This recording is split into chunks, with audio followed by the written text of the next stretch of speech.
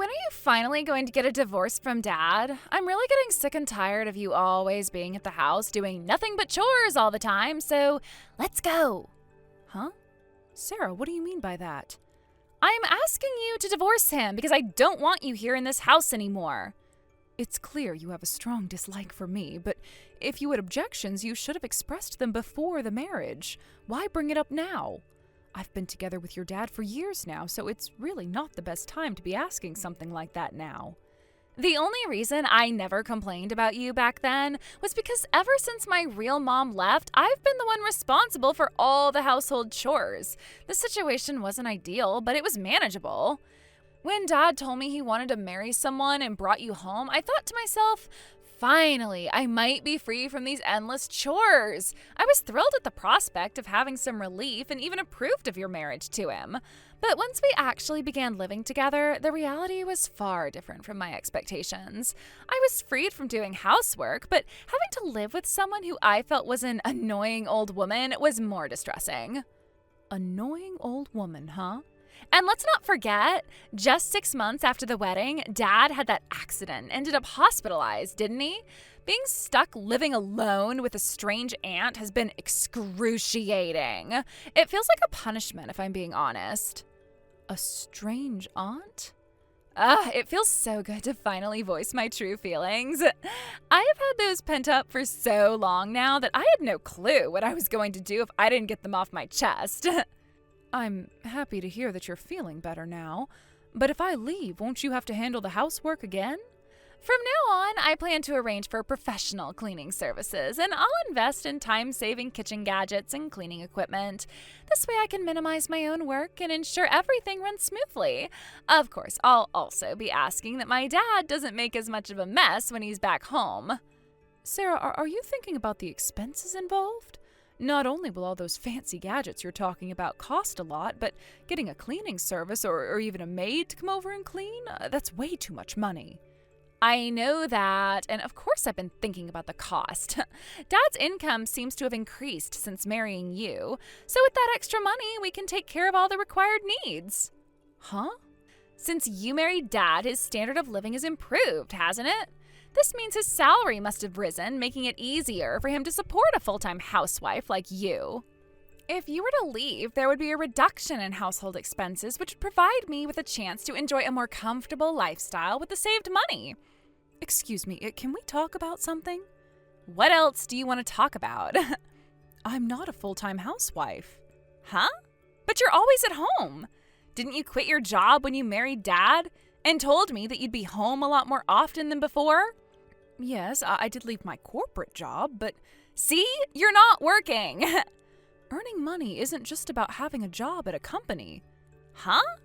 Currently, I work remotely, which means that I'm pretty much able to work from home all the time. Huh? Isn't that just doing a bit of work on the side while you handle household chores? Isn't that called piecework? It might seem that way, but I also have passive income streams. What's that? Even if you use fancy terminology, it still looks like piecework to me. Like you've got some kind of a small side gig or something. Sarah, you're about to graduate from high school and have plans to go to junior college. You should start acquiring the knowledge that will be useful when you enter the workforce. Huh? I don't understand what you're talking about. Anyway, I need my allowance. I just gave it to you last week. It's not enough. No, it's not happening. If you want that money, then maybe start doing some chores as well, and I'll pay you for your hard work. You are so stingy. My last mom was never like this.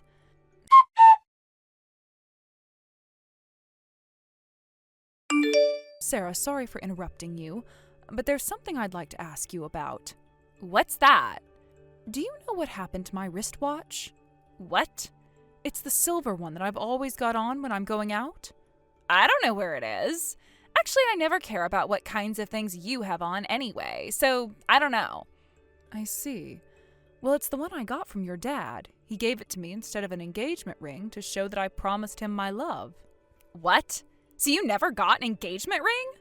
He told me that a wristwatch is something one can get a lot more use out of, so that's what we went with. Oh. I just wanted to ask you about this in case you had any memory of what happened to it. Well, I still don't know. I see. All right then.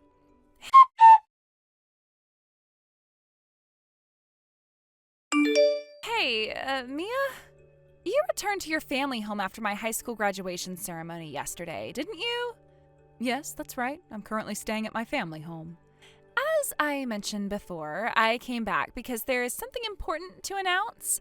Dad's discharge date from the hospital's been set. I'm aware of that. I received a notification about it too. So, regarding what we discussed the other day, could you please act on it soon? What exactly are you referring to? I mean, how long do you plan on staying at Dad's house? It's time for you to stop leeching off of him. Who is leeching off of whom? It's obviously you. I'm not leeching. I have been working and contributing my share to the household expenses.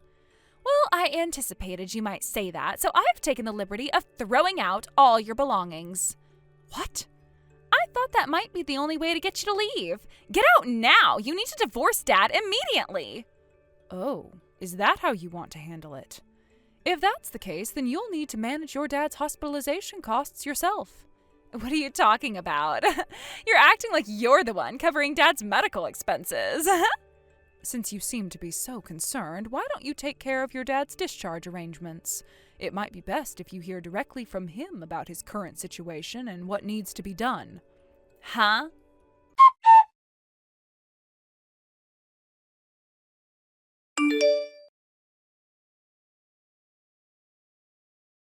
Maya! What's going on? Is it true that you and Dad have officially divorced? And did you really move into a high-rise apartment worth $10,000 a month? Is it also true that you covered all of Dad's hospital bills by yourself? And is it true that Dad has resigned from his job and is now unemployed? It's quite unbelievable, but yes, everything you've heard is true. Seriously? To clarify everything, it might be helpful to organize your questions in chronological order. Chronological order? Let's start with your dad's accident. Since it was a self-inflicted accident, insurance coverage was not an option. So you ended up covering the entire expense yourself? Yes, that's correct. The accident involved a company car that had to be written off, so he was given the choice of either resigning or paying for the car. He opted to resign. So it's essentially like being fired. Yes, it's almost the same. Although your dad did receive some severance pay, it was significantly less than what he would have received if it had been a company-initiated dismissal. I see. Initially, my own income was sufficient to manage both the living expenses and hospital bills. Given the expletive nature of the company, I considered it a sort of unexpected blessing. But then the real issues began. Issues? Yes, the major problem with your dad's accident was that it occurred while he was on way to meet his mistress. An affair? Dad had an affair? Yes, I found this out when I visited Yoshiro-san's hospital room at an unusual time and discovered him with his mistress. What? After revealing the affair, further investigation showed that it had been ongoing since before our marriage.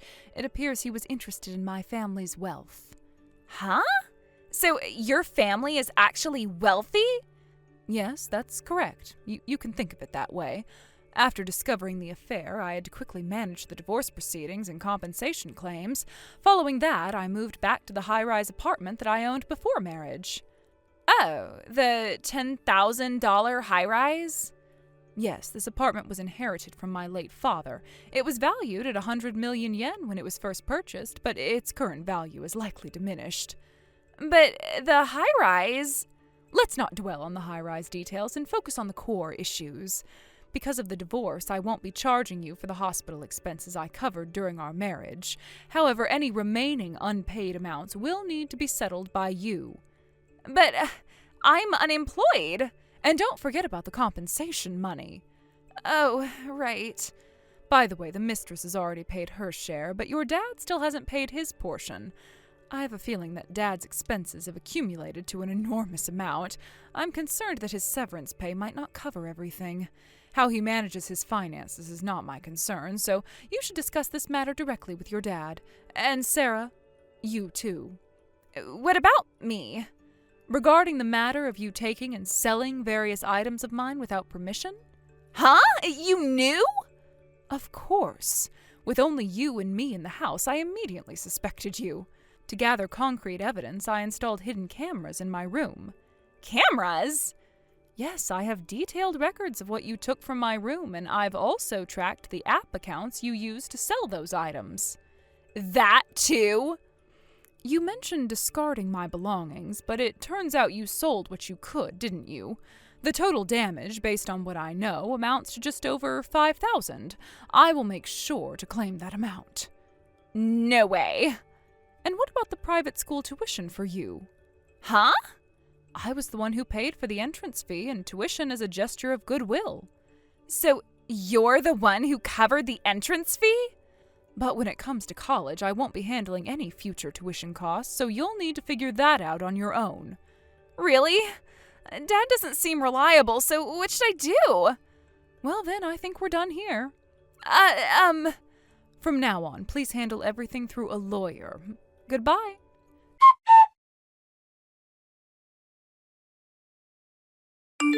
Sarah's decision to take a leave of absence from junior college was a critical juncture in her life. Opting to step away from her studies temporarily, she embarked on a new chapter marked by independence and self-sufficiency. She moved into her own apartment and began working part-time to support herself. At first glance, this shift seemed like a positive transformation. On the surface, it appeared as though Sarah was making significant strides towards personal growth and responsibility. This new chapter promised a fresh start, free from the constraints and conflicts that had previously defined her life. However, reality often complicates seemingly straightforward transitions. Despite her best efforts, Sarah struggled with maintaining stability in her new life.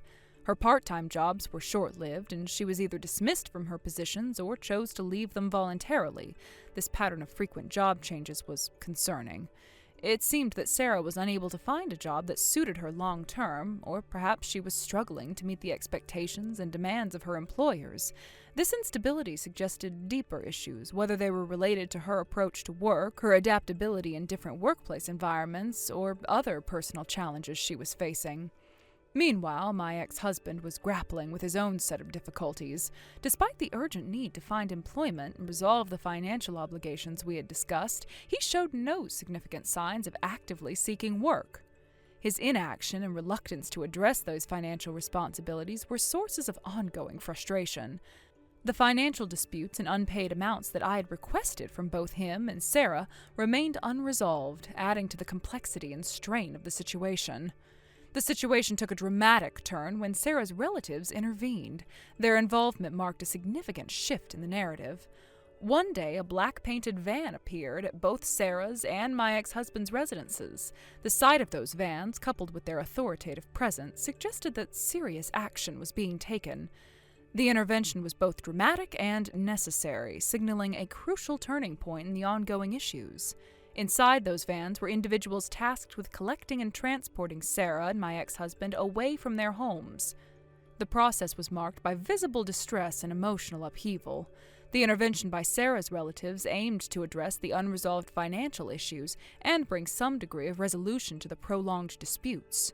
The appearance of the black vans and the subsequent actions taken were necessary steps towards resolving the complex and ongoing problems that had affected all parties involved. Following the intervention, there was a noticeable shift in the financial situation. From the following month, payments began to be made in installments. This development was a significant improvement and indicated that progress was being made in addressing the outstanding financial obligations. Although the payments were being made in small amounts, the fact that they were occurring at all was a positive sign that Sarah and my ex-husband were now facing some level of accountability for their financial responsibilities. This change marked a crucial step toward resolving the long-standing issues that had plagued our lives. Despite these positive changes, I chose to focus on my own life and well-being.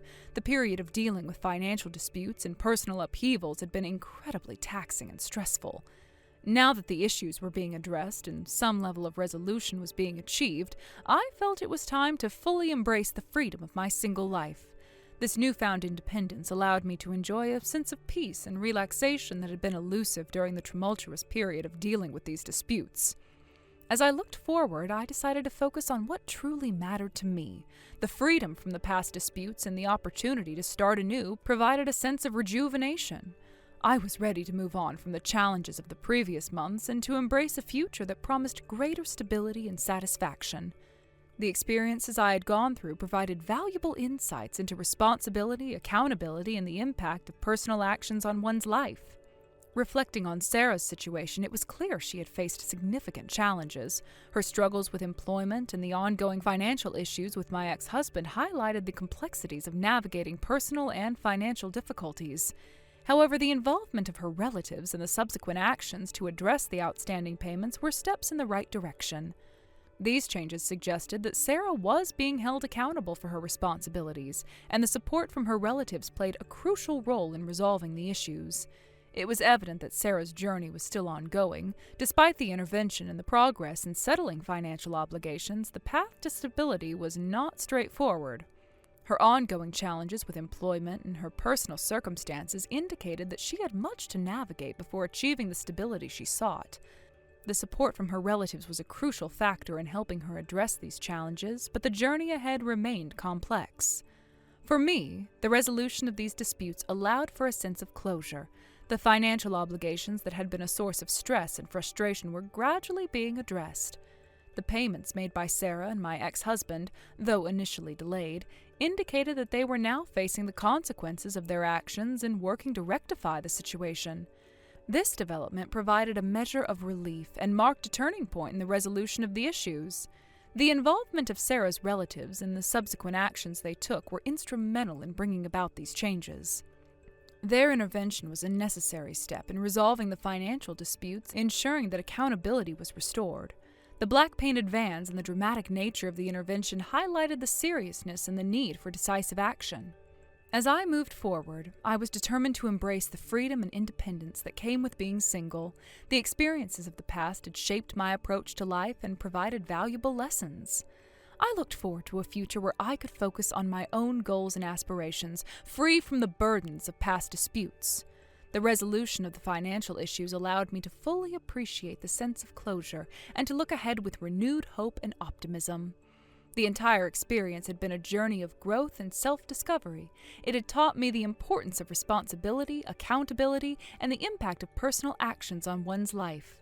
While the resolution of the disputes provided a sense of closure, it also marked the beginning of a new chapter. I was ready to step into this new chapter with a renewed sense of purpose and a commitment to embracing the opportunities and challenges that lay ahead.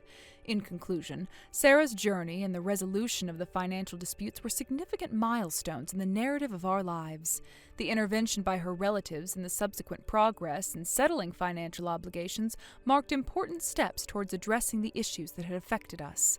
The experiences of the past provided valuable lessons and insights, shaping my approach to life and reinforcing the importance of responsibility and accountability. As I looked toward the future, I was ready to embrace the opportunities and challenges that lay ahead with a renewed sense of purpose and optimism. Thank you for watching. Please subscribe and hit the like button. See you next time.